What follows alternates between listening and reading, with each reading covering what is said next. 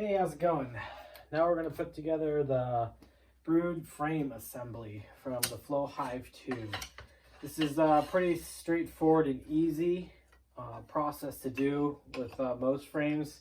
One thing you'll notice with a lot of frames is some people have different techniques and styles and ways that they like to put their frame together. The Flow Hive instructions a little bit different than the way I like to do it. I'll just go through and kind of show you the basics of putting one of these frames together. The Flow Hive 2 comes with a open comb type setup. So if you wanted to, you could buy the wax for these frames and put in, but what they provide you is for the bees to draw their comb naturally. There's pros and cons to everything when it comes to frames and the types you're going to use, but for this demonstration, I'm just going to go through each of these pieces and how to put it together. So you have your top bar, you have your bottom bar, and then you have the comb guide, and then of course your end panels.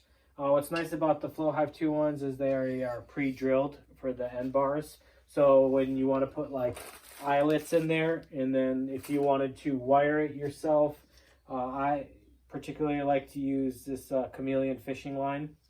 It works pretty good. That's how I do my open comb frames.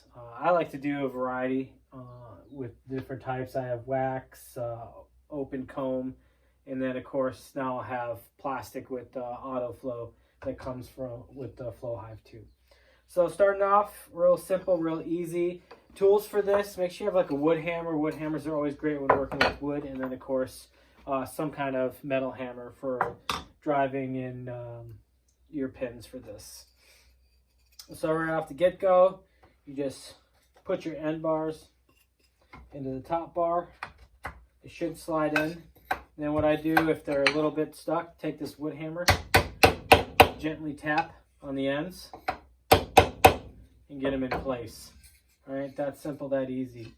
And then you can take your bottom bar and slide it in place. Sometimes these will be a little bit warped and they'll pop out, so getting them in place, they may not stick as well. So get it all lined up and see, it'll pop back out a little bit, but that's okay. Now for Flow Hive, they recommend gluing inside the top bar and the side bar, and then putting a pin down through the middle. That's the way they provide instructions. I always say follow the instructions from the manufacturer because that's the way they intended it. Me personally, I like to come in from the side, right going through the top bar. Reason being for that is if I'm using my hive tool and constantly levering on this and pulling this up, what it happens over a period of time with some types of these pine frames is it will start pulling out like that. And the last thing I want to do is be levering this up and then I pull the top bar out and then my bees get all angry at me, and we don't need that. But recommend, again, follow the instructions from Flow Hive, driving your pin right through the top there. That's not the way I build my frames, so I'm going to deviate. Do it the way that I like to do it. Just be careful because sometimes these pins bend. You may need to do a little course correction. Alright. And put that on this side.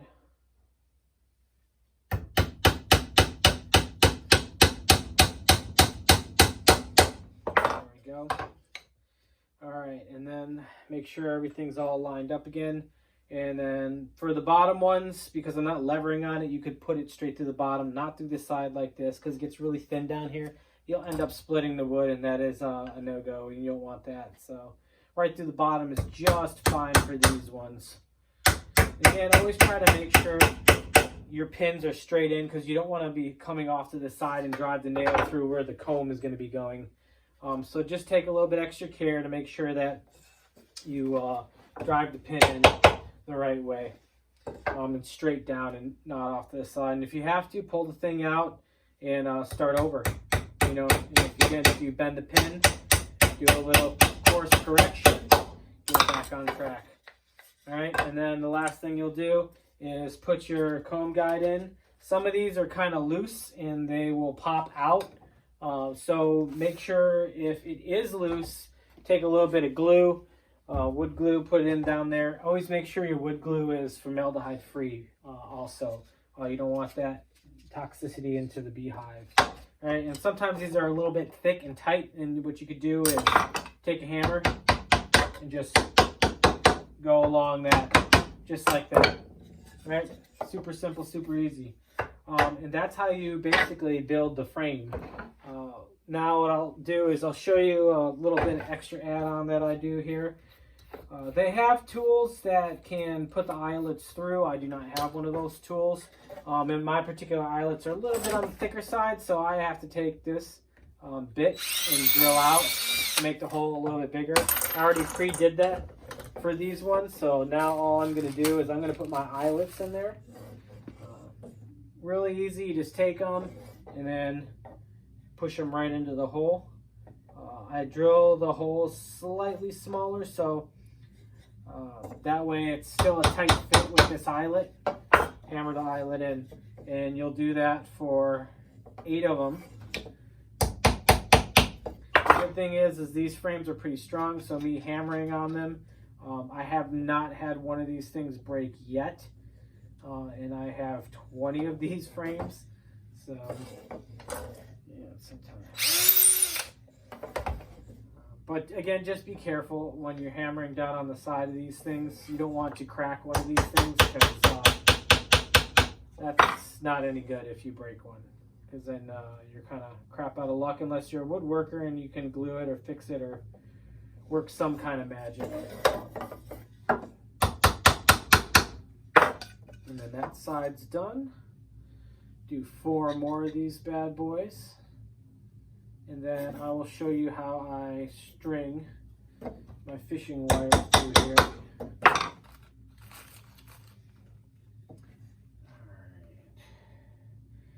So yeah, if you want to use metal wire, that's fine. If you want to use fishing line, that's fine. I mean, again, when it comes to building these frames, there's so much debate out there and personal preference in how people like to build these and what works the best. My recommendation, try all of them. All right, see what works best for you and what you like to do, and what works for your bees. So you could see maybe plastic works good for you, you know, or maybe just open comb will be good for you.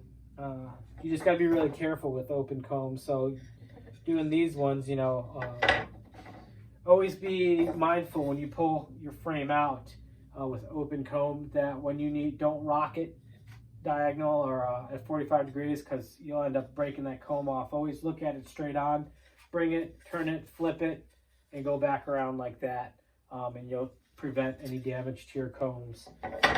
So it's just good habit, good practice. Even for any type of frame, you should do that. It's good beekeeping. So go ahead and get into the habit of just doing it that way, and that way you don't end up making mistakes down the line. Never take shortcuts. That's one thing I've learned over the years, is when you take shortcuts and develop bad habits, you know, bad things will happen. And then especially keep in mind that when you are teaching other people about, you know, keeping bees and whatnot, you want to always demonstrate the correct procedures and habits. You know, train people the right way all the time. You know, even if it's not the way that you like to do it, I always recommend training people the right way, so that way they develop good habits, and then, you know, they don't end up doing the wrong thing and then hurting the bees in the long run, because that's not what we want. All right, so after we get this string, and I just do back and forth like this through here. Some people do X's, whatever your pattern is, that's your prerogative. This is the way that I like to do it. Seems to work fine. I put this little pin in. I wrap my string around there 6 times if I can get it. There we go. And then I just hammer it in just like that, and then stays in place. Fairly simple. And just take something sharp and cut it loose. And then what you want to do is make sure that these lines are nice and tight to provide that support and foundation. So I just kind of go back and forth through here and pull these things really tight, just like that. Not too tight that you're going to break the line, but you know, there we go, just like that. And then I pull the final piece through, hold it tight, then get yourself another pin. There's one right here. And then I just get another one set up. Now you can preset these things up and do it the easier way, but you know, sometimes I don't like doing things the easy way. And again, 5 or 6 times around, hammer it in. There you go. Cut it off, and it's hard to see because I use chameleon fishing line, but there is a line in there.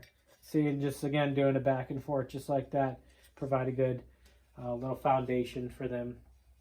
So you don't have to do that. You can do strictly open comb if you want. Up to you.